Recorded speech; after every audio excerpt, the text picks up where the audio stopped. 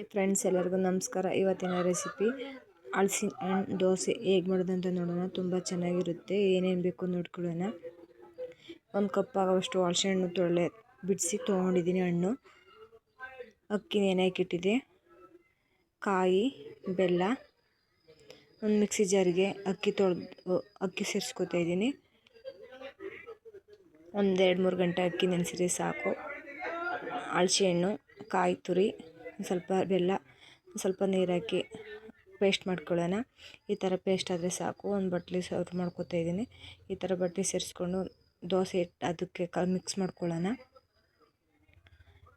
ಈ ಥರ ಚೆನ್ನಾಗಿ ಮಿಕ್ಸ್ ಮಾಡ್ಕೊಳ್ಳೋಣ. ಈ ಥರ ಮಿಕ್ಸ್ ಆದರೆ ಸಾಕು. ಸ್ಟವ್ ಮೇಲೆ ಫ್ಯಾನ್ ಇಟ್ಟು ಪ್ಯಾನ್ ಬಿಸಿ ಆದಮೇಲೆ ದೋಸೆ ಸೇರಿಸ್ಕೊತಾ ಇದ್ದೀನಿ. ದೋಸೆ ಹಾಕ್ಕೊಳ್ಳೋಣ. ಈ ಥರ ಮಾಡೋದ್ರಿಂದ ತುಂಬ ಚೆನ್ನಾಗಿರುತ್ತೆ. ದೋಸೆ ಮಾಡಿಕೊಡಿ. ಸ್ಕೂಲಿಂದ ಮಕ್ಕಳು ಬಂದಾಗ ಏನು ಮಾಡಿಕೊಡೋಣ ಅಂದಾಗ ಈ ಥರ ಒಮ್ಮೆ ಟ್ರೈ ಮಾಡಿ. ತುಂಬ ಇಷ್ಟಪಟ್ಟು ತಿಂತವೆ ಮಕ್ಕಳು. ಹಲಸಿನ ತಿಂದು ಹೋದವೆಲ್ಲ ಈ ಥರ ಮಾಡಿಕೊಡಿ. ತುಂಬ ಚೆನ್ನಾಗಿರುತ್ತೆ ದೋಸೆ, ಹಲಸಿನ ದೋಸೆ. ಈ ಥರ ನೀಟಾಗಿ ಎತ್ಕೊಳ್ಳೋಣ. ಎತ್ಕೊಂಡ್ಬಿಟ್ಟು 2 ಸೈಡು ಚೆನ್ನಾಗಿ ಬೇಯಿಸ್ಕೊಳ್ಳೋಣ. ಈ ಥರ 2 ಸೈಡು ಚೆನ್ನಾಗಿ ಬೇಯಿಸ್ಕೋಬೇಕು. ಈಗ ಮತ್ತೆ ತೆಗೆದಿಟ್ಬಿಟ್ಟು ಮತ್ತೊಂದು ದೋಸೆ ಹಾಕ್ಕೋತಾ ಇದ್ದೀನಿ.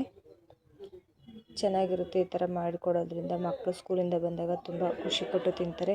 ನಿಮಗೆ ಇಲ್ಲಿ ದೋಸೆ ಮೇಕೆ ತುಪ್ಪ ಬೇಕೋ ಇಲ್ಲ ಎಣ್ಣೆ ಯಾವ್ದು ಸಿಗುತ್ತೆ ಅದು ಸೇರಿಸ್ಕೊಳ್ಳಿ.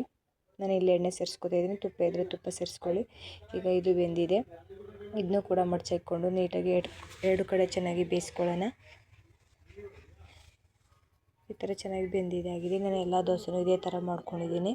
ಹಲಸಿನ ದೋಸೆ ರೆಡಿಯಾಗಿದೆ. ಒಂದು ಬೌಲಿಗೆ ಸರ್ವ್ ಮಾಡ್ಕೊತಾ ಇದ್ದೀನಿ. ತುಂಬ ಚೆನ್ನಾಗಿರುತ್ತೆ. ತುಂಬ ಇಷ್ಟಪಟ್ಟು ಎಲ್ಲ ತಿಂತಾರೆ. ಇದು ಒಮ್ಮೆ ಈ ವಿಡಿಯೋ ನೋಡಿದ್ಮೇಲೆ ಒಂಥರ ಟ್ರೈ ಮಾಡಿ ಹೇಗಿದೆ ಅಂತ ಕಮೆಂಟ್ ಬಾಕ್ಸಲ್ಲಿ ತಿಳಿಸಿ. ತುಂಬ ಚೆನ್ನಾಗಿರುತ್ತೆ, ತುಂಬ ರುಚಿಯಾಗಿರುತ್ತೆ.